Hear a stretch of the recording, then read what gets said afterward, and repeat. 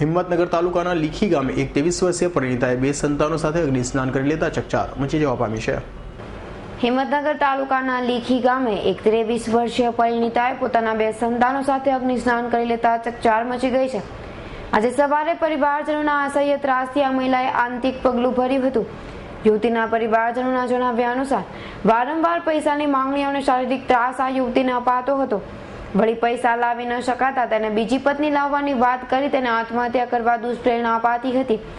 ત્યારે આજે છેલ્લે કંટાળી સવારે તેને પોતાના 2 સંતાનો સાથે અગન પછેડી ઓઢી લીધી હતી।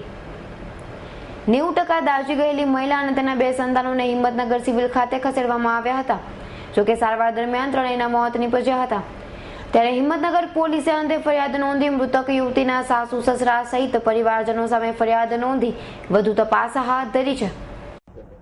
આજરોજ હિંમતનગર ગ્રામ્ય પોલીસ સ્ટેશનની અંદર લીખી ગામ આવેલું છે।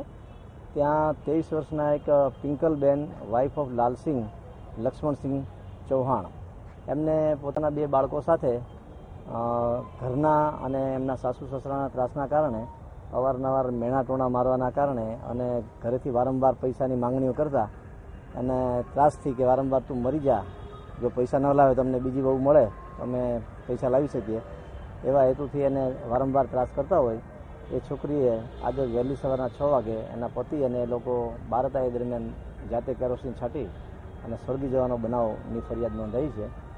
હાલ એની તપાસ ચાલુ છે અને તપાસમાં જે તથ્ય મળશે, પુરાવો મળશે તે આધારિત આગળની કાર્યવાહી કરવામાં આવશે। સાથે સાથે એના બાળકોને પણ 2 બાળકો છે, એક 3 વર્ષનું બાળક છે, એક 1.5 વર્ષનું બાળક છે, એ બંને પણ સાથે જીવતા સળગીને એની સાથે મરી ગયા છે। એ અંગે પણ અલગથી કાર્યવાહી કરવામાં આવશે। ફરિયાદ અત્યારે 3 એના સાસુ સસરા અને પતિ વિરુદ્ધમાં।